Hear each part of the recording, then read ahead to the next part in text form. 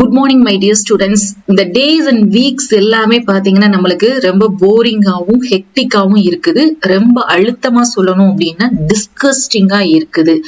என்ன அப்படின்னு பார்த்தோம்னா இந்த கவுன்சிலிங் ஷெட்யூல் இந்த 19 டிகிரிக்கும் ஃபார்மா டிக்கும் எப்பதான் ரிலீஸ் பண்ணுவாங்கன்னு நம்ம ஒரு பக்கம் வெயிட் பண்ணிட்டு இருக்கோம்.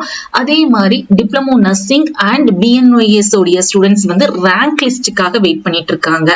சோ இது காரணம் என்ன அப்படின்னு பாத்தீங்கன்னா இப்போ ரவுண்ட் 2 MBBS BDS உடைய சாய்ஸ் ஃபில்லிங் டேட்டை வந்து மெடிக்கல் செலக்ஷன் கமிட்டி வந்து எக்ஸ்டெண்ட் பண்ணிருக்காங்க. கைண்ட் அட்டென்ஷன் கொடுத்து இந்த டேட்டை வந்து எக்ஸ்டெண்ட் பண்ணிருக்காங்க.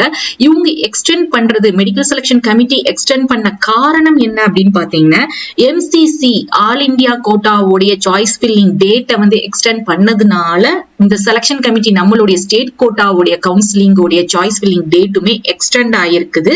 பட் நம்மளுடைய மெடிக்கல் செலக்ஷன் கமிட்டி வந்து அந்த date last date of choice filling will be announced later அப்படிங்கிற ஒரு இன்ஃபர்மேஷனை கைண்ட் அட்டென்ஷனா நம்மளுக்கு அபிஷியல் வெப்சைட்ல நோட்டிபிகேஷன் மூலமா தெரியப்படுத்தியிருக்காங்க. பட் நம்மளுக்கு ஆல்ரெடி MCC கவுன்சிலிங் ஷெட்யூல்ல வந்து பாத்தீங்கன்னா அவங்களுடைய revised all India quota and state schedule கோட்டால வந்து பாத்தீங்கன்னா நம்மளுடைய ஸ்டேட் கோட்டாக்கு எப்போ கொடுத்திருக்காங்க அப்படின்னா 11th செப்டம்பர்ல இருந்து சாய்ஸ் ஃபில்லிங் வந்து 27ஆம் தேதி வரைக்கும் சொல்லியிருக்காங்க. 27th of செப்டம்பர் வரைக்கும் சொல்லியிருக்காங்க. இதுல registration, choice filling, seat allotment process, final result எல்லாமே பாத்தீங்கன்னா 27ஆம் தேதியோட முடியுது. சோ நம்மளுடைய பாராமெடிக்கல் கவுன்சிலிங் உடைய ஷெட்யூலும் கவுன்சிலிங்கும் அப்படின்னு பாத்தீங்கன்னா 18ஆம் தேதிக்கு மேல நம்ம எதிர்பார்க்கலாம். ஏன்னா இவங்களுடைய TN MBBS ரவுண்ட் 2 உடைய சாய்ஸ் ஃபில்லிங் மட்டும் பாத்தீங்கன்னா 18ஆம் தேதி முடியுது. ஓவரால் ப்ராசஸ் வந்து 27. ஒன்னு 18க்கு மேல இருக்கலாம் அல்லது 27ஆம் தேதிக்கு மேல நம்மளுக்கு வந்து அப்டேட் ரிலீஸ் பண்ணலாம்.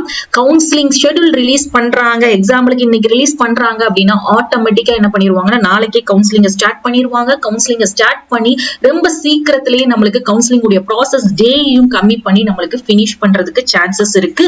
சோ மை டியர் ஸ்டூடெண்ட்ஸ் எல்லாருமே நீங்க கவுன்சிலிங் இப்பவுமே ரெடி ஆயிக்கோங்க. நீங்க எல்லாருமே ரெடியா தான் இருக்கிறீங்க.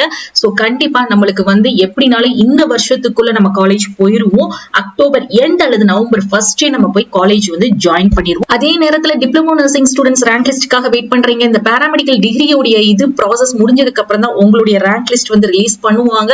உங்களுடைய ப்ராசஸ் டிப்ளமோ நர்சிங் உடைய ப்ராசஸ் முடிஞ்ச பிறகு தான் அதர் டிப்ளமோ அண்ட் சர்டிபிகேட் கோர்சஸ்க்கு அப்ளிகேஷனை ஓபன் பண்ணுவாங்க.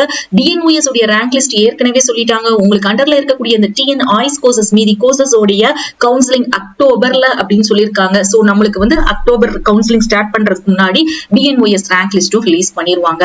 சோ மை டியர் ஸ்டூடெண்ட்ஸ் உங்களுடைய கமெண்ட்ஸை பார்க்கும்போது என்னால அண்டர்ஸ்டாண்ட் பண்ணிக்கிட முடியுது. பேஷன்ஸா இருந்து நாங்க பேஷண்டா ஆயிட்டோம் அப்படின்னு சொல்றீங்க. அப்கோர்ஸ் நானுமே அதே நிலைமையில தான் இருக்கிறேன்.